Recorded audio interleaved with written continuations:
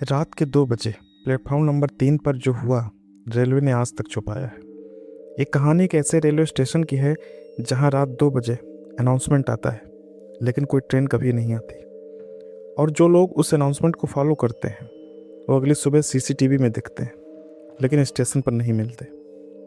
सबसे डरावनी बात, एक घटना 2019 में सच में रिकॉर्ड हुई थी। उत्तर प्रदेश के एक छोटे से जंक्शन पर एक घटना हुई थी। स्टेशन ज़्यादा बड़ा नहीं था, लेकिन रात में यहाँ ट्रेनों की आवाजाही रहती थी। इस स्टेशन का नाम मैं नहीं बता सकता, क्योंकि आज भी वहाँ के स्टाफ इस बारे में खुलकर बात नहीं करते। संदीप, जो कि 26 साल का था, नया स्टेशन असिस्टेंट था। उसे पहली बार नाइट शिफ्ट मिली। टाइम था रात के 1:50। प्लेटफॉर्म लगभग खाली था, बस कुछ लोग सो रहे थे और एक बुजुर्ग आदमी चुपचाप बेंच पर बैठा था। 2-3 AM की बात है। अचानक स्पीकर ऑन हुआ। यात्रीगण कृपया ध्यान दें, प्लेटफॉर्म नंबर 3 पर आने वाली ट्रेन कुछ ही देर में आएगी। संदीप चौंक गया, क्योंकि उस समय कोई ट्रेन शेड्यूल था ही नहीं। उसने तुरंत सिस्टम चेक किया, कोई एंट्री नहीं, कोई ट्रेन नंबर नहीं, कोई अपडेट नहीं। फिर भी वो प्लेटफॉर्म नंबर 3 की तरफ गया। वहाँ अजीब सन्नाटा था। लाइट्स जल रही थीं, लेकिन हवा बिल्कुल बंद थी, और वो बुजुर्ग आदमी वहीं खड़ा था। बुजुर्ग ने धीरे से कहा, मत खड़े रहो यहाँ। जब अनाउंसमेंट अपने आप हो तो वहाँ ट्रेन नहीं आती। संदीप ने पूछा, तो फिर क्या आता है? बुजुर्ग मुस्कुराया, जो दिखता नहीं वही आता है। 2:07 AM की बात है। दूर से ट्रेन की आवाज़ आई। ट्रैक हिलने लगे, हवा तेज हो गई, लेकिन सामने कुछ भी नहीं था। कोई ट्रेन नहीं, कोई लाइट नहीं। फिर भी जैसे कोई चीज़ प्लेटफॉर्म के सामने से गुजर रही हो। संदीप ने देखा, प्लेटफॉर्म नंबर 2 पर लोग अचानक उठ खड़े हुए और बिना कुछ देखे सीधे ट्रैक की तरफ चलने लगे, जैसे किसी ने बुलाया हो। संदीप चिल्लाया, अरे रुको! लेकिन वो दोनों लोग जैसे सुन ही नहीं रहे थे। जैसे ही वो ट्रैक के पास पहुंचे, अचानक गायब हो गए। सुबह 6 बजे पूरा स्टेशन में हड़कंप मच गया। 2 लोग गायब, कोई एक्सीडेंट नहीं, कोई बॉडी नहीं। सीसीटीवी चेक हुआ और जो दिखा, दोनों लोग प्लेटफॉर्म पर खड़े थे, फिर अचानक खुद चलकर ट्रैक पर गए, लेकिन वहाँ कोई ट्रेन नहीं थी। और जैसे ही वह ट्रैक पर पहुँचे, वीडियो में धीरे धीरे फेड होते गायब हो गए। संदीप ने बुजुर्ग को ढूंढा, लेकिन वो कहीं नहीं मिला।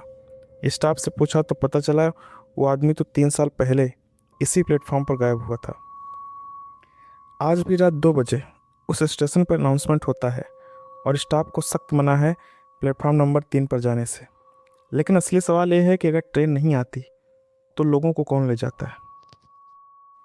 लेकिन असली डर अब शुरू होता है, क्योंकि एक पहली घटना नहीं थी।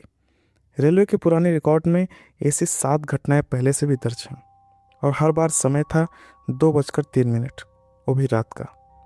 संदीप इस घटना के बाद डर तो गया था, लेकिन उसके दिमाग में एक सवाल अटक गया। अगर ये पहली बार नहीं हुआ तो पहले क्या हुआ था? अगली रात उसने रिकॉर्ड रूम खोला, धूल से भरी पुरानी फाइलें देखी, और एक फाइल पर लिखा था प्लेटफॉर्म नंबर 3 रिस्ट्रिक्टेड इंसिडेंट्स। उसका दिल जोर से धड़कने लगा। 2-3 AM अनाउंसमेंट बिना शेड्यूल, एक व्यक्ति ट्रैक पर गया लापता, कोई ट्रेन रिकॉर्ड नहीं। दूसरी एंट्री, 3 लोग एक साथ बैठे, ट्रैक की तरफ चले, सीसीटीवी में कुछ नहीं दिखा, तीनों गायब। हर रिपोर्ट में एक लाइन कॉमन थी, गायब होने से पहले लोगों ने कहा किसी ने उनका नाम लेकर बुलाया। उस रात 2:01 पे संदीप रिकॉर्ड रूम में था। अचानक उसे धीमी आवाज़ आई, संदीप! वो जम गया। कमरे में कोई नहीं था। फिर संदीप, प्लेटफॉर्म नंबर 3 पर आओ। आवाज़ अब साफ थी और बिल्कुल उसी बुजुर्ग की आवाज़ थी। संदीप खुद को रोकना चाहता था, लेकिन उसके पैर अपने आप दरवाजे की तरफ बढ़ने लगे, जैसे कोई इनविजिबल फोर्स उसे खींच रहा हो।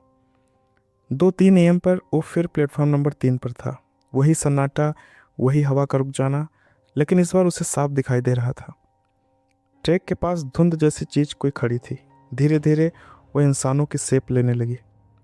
वो लोग थे, वही लोग जो पहले गायब हो चुके थे। उनकी आंखें खाली, चेहरे पर कोई भाव नहीं, सब एक साथ खड़े, और सबकी नज़रें संदीप पर थीं। उन्होंने एक साथ कहा, हम नहीं गए थे, हमें बुलाया गया था। एक आदमी आगे बढ़ा और बोला, यहाँ कोई ट्रेन नहीं आती, ये जगह रास्ता है। संदीप ने डरते हुए पूछा, कहाँ का रास्ता? वो मुस्कुराया, जहाँ से कोई वापस नहीं आता। अचानक वही बुजुर्ग दिखा, वही जो पहले चेतावनी दे रहा था। उसने चिल्लाया, भाग यहाँ से, वरना तू भी यहीं रह जाएगा। संदीप पूरी ताकत से भागा। पीछे से आवाज़ें आ रही थी, रुक जाओ, अब तुम भी हमारे साथ। संदीप सुबह जिंदा था, लेकिन सीसीटीवी में जो दिखा वो और भी डरावना था। संदीप वीडियो में क्या दिखा? संदीप प्लेटफॉर्म पर खड़ा था। उसके सामने कोई नहीं था, लेकिन वो खुद हवा में किसी से बात कर रहा था। और कुछ सेकंड के लिए उसके पास धुंध में कई आकृतियां दिखीं। रेलवे ने उस फाइल को तुरंत सील कर दिया। प्लेटफॉर्म नंबर 3 ऑफिशियली क्लोज्ड कर दिया गया। लेकिन अनाउंसमेंट आज भी आता है 2-3 AM पर। और सबसे डरावनी बात, पिछले महीने फिर एक आदमी गायब हुआ, और उसने मरने से पहले सिर्फ एक लाइन कही, किसी ने मेरा नाम लिया था। लेकिन अब सवाल ये है कि रास्ता बना कैसे, और क्यों हर बार आवाज़ उसी का नाम लेती है जो अगला गायब होने वाला होता है। अब संदीप सिर्फ डर नहीं रहा था, वो सच जानना चाहता था।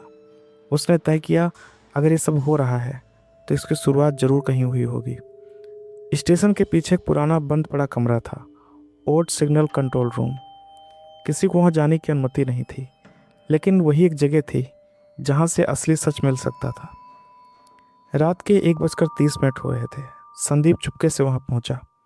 दरवाज़ा जंग लगा हुआ था, जैसे सालों से खुला ही नहीं। जैसे उसने दरवाज़ा खोला, अंदर से ठंडी हवा का झोंका आया।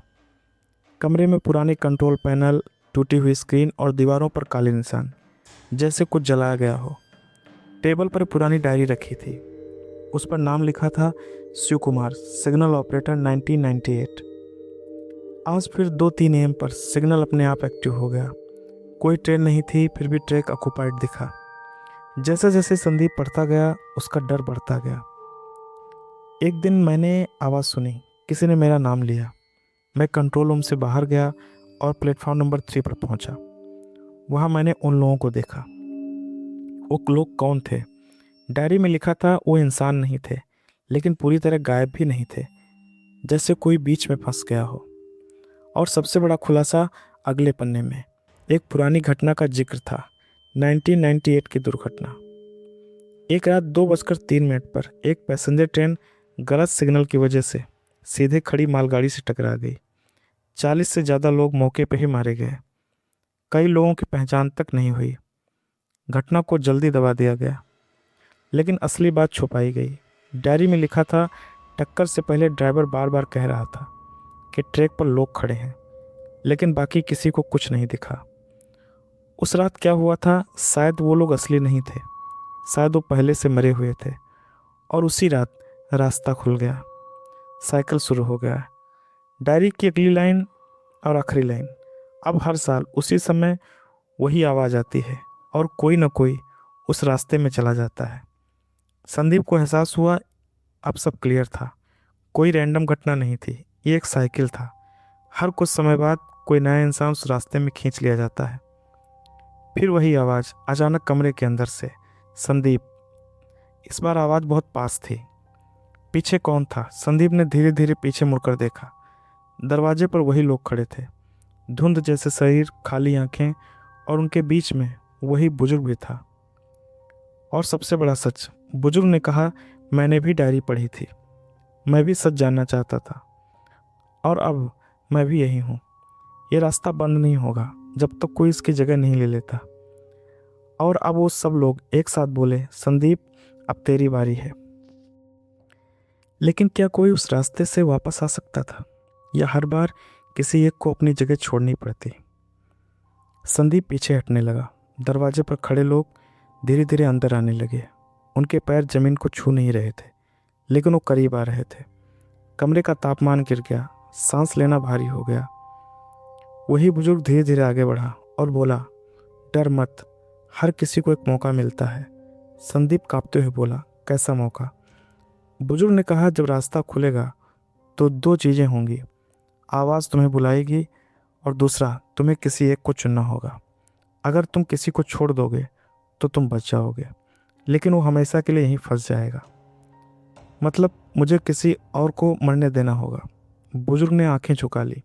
यही तरीका है जिससे मैं बच सकता था, लेकिन मैंने नहीं किया और तभी से मैं यहीं हूँ। अचानक पूरा कमरा हिलने लगा। बाहर से वही ट्रेन की आवाज़, यात्रीगण कृपया ध्यान दें। संदीप खुद को फिर से प्लेटफॉर्म नंबर 3 पर खड़ा पाता है। इस बार सब कुछ ज़्यादा साफ था। ट्रैक चमक रहा था, हवा तेज़ थी और सामने कुछ आने वाला था। प्लेटफॉर्म के दूसरे छोर पर एक लड़का मोबाइल चला रहा था। उसे कुछ पता नहीं था, वो अगला था। आवाज़ फिर आई, संदीप उसे छोड़ दे और खुद बच जा। और सबसे बड़ा फैसला, संदीप के सामने दो रास्ते थे, खुद बचना या उस लड़के को बचाना। उसका दिल तेजी से धड़क रहा था। ट्रैक पर वही धुंध फैलने लगी, वही लोग दिखाई देने लगे, वही आंखें खाली। संदीप को डायरी की एक लाइन याद आ गई, रास्ता तब तक खुला रहेगा जब तक कोई साइकिल तोड़े। संदीप चिल्लाया, मैं किसी को नहीं छोड़ूंगा। और वो सीधे उस लड़के की तरफ दौड़ा। जैसे ही धुंध करीब आई, उसने लड़के को और जोर से प्लेटफॉर्म से दूर धक्का दिया और खुद ट्रैक के सामने खड़ा हो गया। सब कुछ रुक जाता।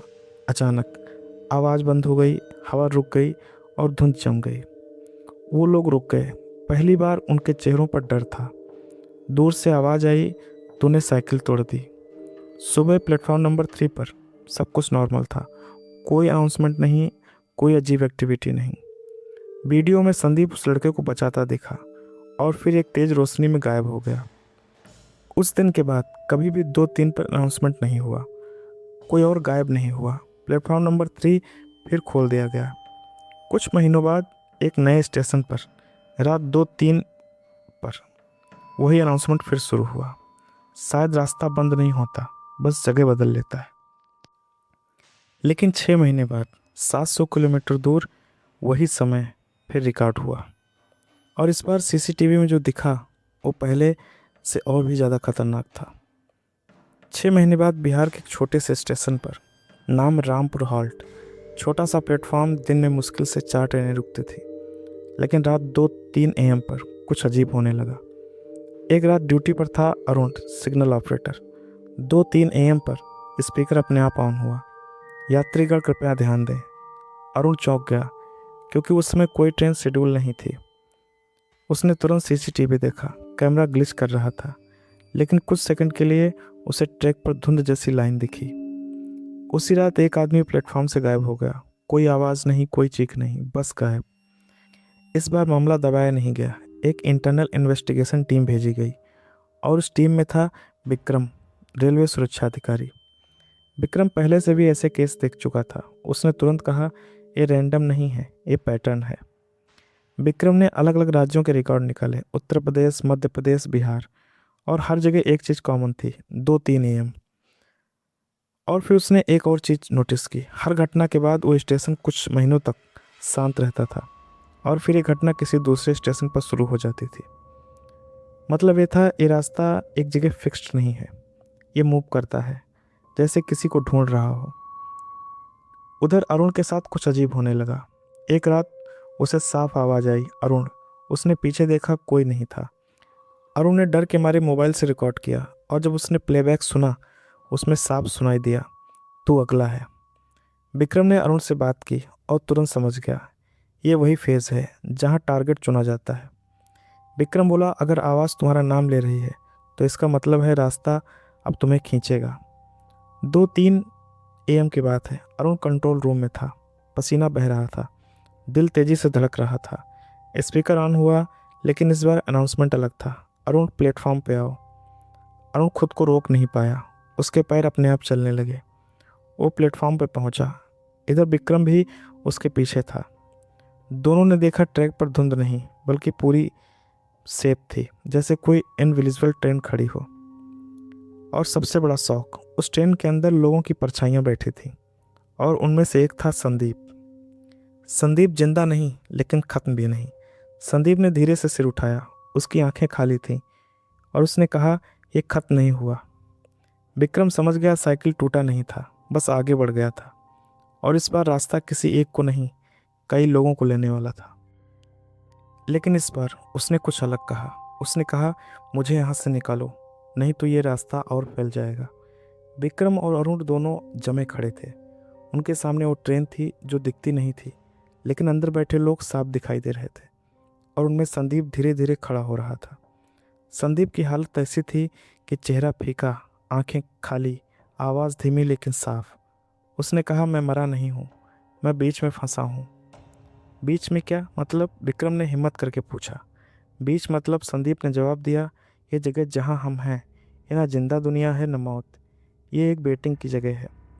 यहाँ जो भी आता है उसे किसी और की जगह लेनी पड़ती है, और अगर कोई बाहर वाला हमें खींच ले आए तो रास्ता टूट सकता है। मतलब साफ था, अगर संदीप को बाहर निकलना है तो किसी को उसकी जगह अंदर जाना होगा। अरुण डर गया। नहीं, ये पॉसिबल नहीं है, हम उसे बचाने के लिए खुद को फंसा नहीं सकते। विक्रम शांत था। उसने धीरे से कहा, हर केस में कोई ना कोई चॉइस होती है, इस बार हम कंट्रोल में हैं। फिर पूरे प्लेटफॉर्म पे गूंजा, जल्दी करो, समय खत्म हो रहा है। धुंध तेज होने लगी, ट्रैक हिलने लगा, ट्रेन का आकार टूटने लगा। अगर अभी नहीं किया तो ये रास्ता परमानेंट खुल जाएगा। फिर ये स्टेशन नहीं, हर जगह दिखेगा। विक्रम ने जल्दी से कहा, अगर हम दोनों मिलकर इसे खींचें तो शायद कोई अंदर न जाए। रिस्क बहुत बड़ा था, अगर प्लान फेल हुआ तो दोनों अंदर जा सकते थे। और आखिर में फैसला लिया गया। अरुण ने कांपते हुए हाथ आगे बढ़ाया। ठीक है, करते हैं। खींचना शुरू किया। दोनों ने मिलकर संदीप का हाथ पकड़ लिया और पूरी ताकत से खींचने लगे। संदीप चिल्ला रहा था, जल्दी, ये मुझे वापस खींच रहे हैं। दूसरी तरफ ट्रेन के अंदर बैठे बाकी लोग उठने लगे और संदीप को पकड़ने लगे। और सबसे डरावना दृश्य, कुछ हाथ धुंध से बाहर निकले और विक्रम के हाथ को पकड़ने लगे। कंट्रोल टूटने लगा। अरुण चिल्लाया, छोड़ दो, हम भी अंदर जा रहे हैं। विक्रम चिल्लाया, नहीं, और जोर लगाओ। अचानक एक तेज झटका लगा, रोशनी चमकी और संदीप बाहर गिर गया। लेकिन उसी पल विक्रम का हाथ अंदर खिंच गया। अरुण अकेला। अरुण ने देखा, संदीप प्लेटफॉर्म पर था लेकिन विक्रम गायब था। संदीप जमीन पर पड़ा था, सांस ले रहा था, लेकिन उसकी आंखों में डर था। संदीप ने धीरे से कहा, मैं बाहर आ गया, लेकिन अब रास्ता विक्रम को ले जाएगा। और सबसे डरावनी बात, इस बार रास्ता बंद नहीं हुआ, बल्कि और ज़्यादा स्टेबल हो गया। अगर हमारी कहानी आपको अच्छी लगी तो हमारे चैनल को सब्सक्राइब करें, वीडियो को लाइक करें और दोस्तों को शेयर करें।